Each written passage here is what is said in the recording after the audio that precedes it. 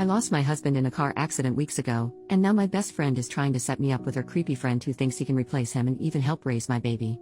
I, 23F, lost my husband, 25M, weeks ago to a car accident. He was the love of my life, and I'm still not used to waking up without him every day. We had big plans for our future, and it all came crashing down in a heartbeat.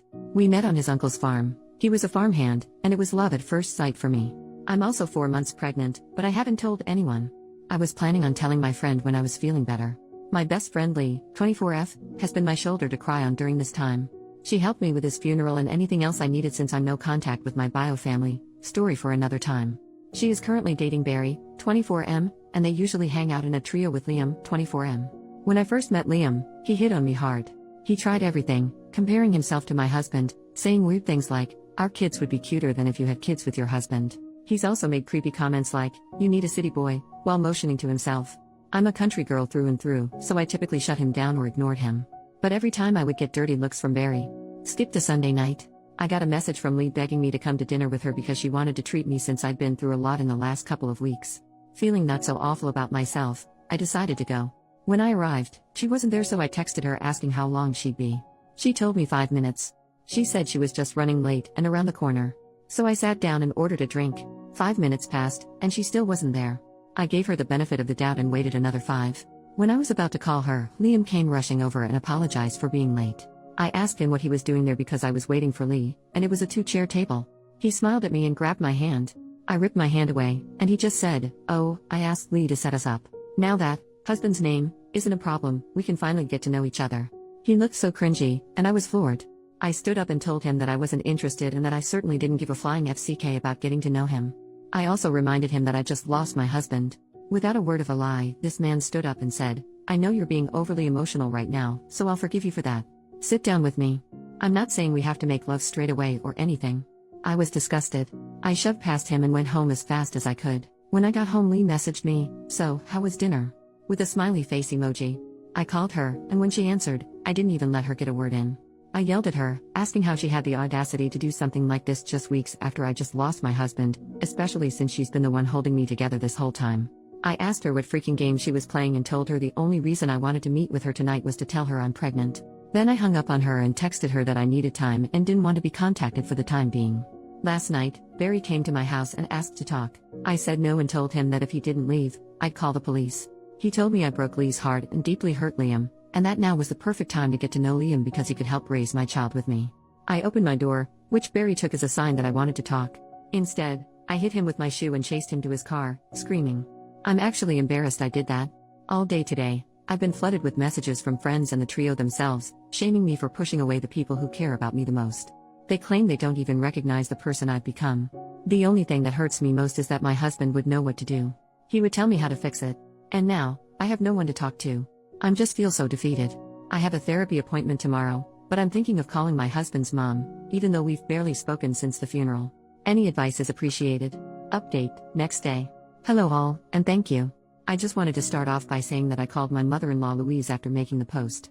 I thought I needed to tell her about the baby because, just like some of you said, she is overjoyed about the news. She didn't answer my call but instead drove straight over to my house. I honestly didn't know what to say to her, but we just hugged and cried all night.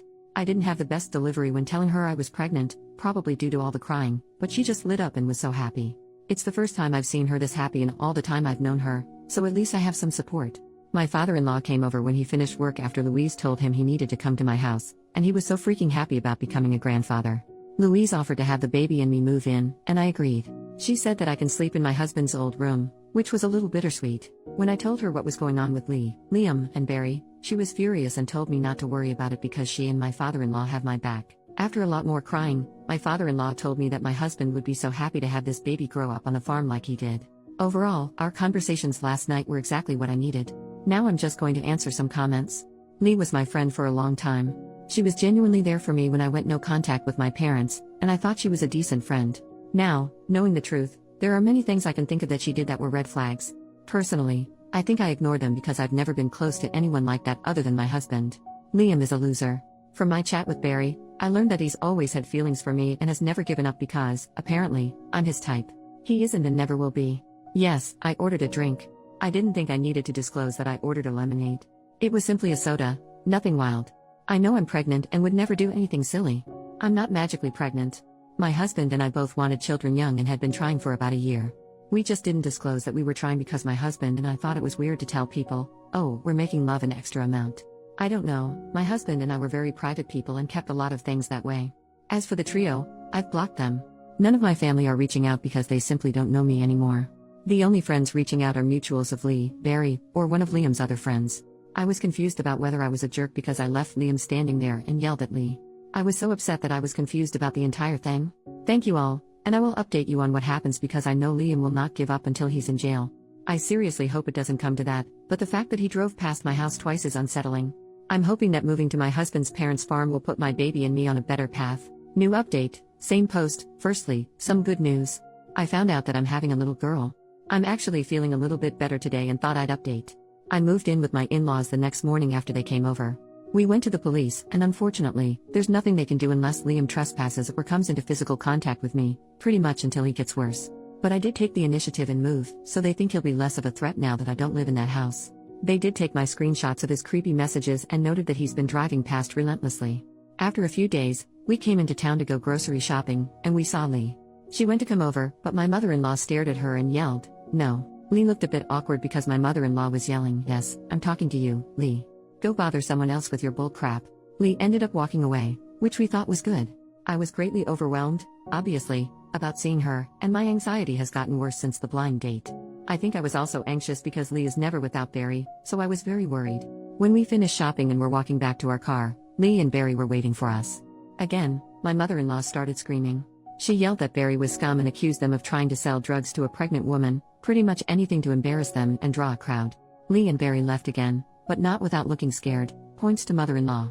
Since then, I've moved on to the farm, and it's been drama-free. I had an appointment yesterday and found out about my baby girl, but also that I have high blood pressure, most likely due to the stress. We're going to have to monitor it just in case of preeclampsia since my egg donor had it. My husband always wanted a girl, so I know she is a gift from him.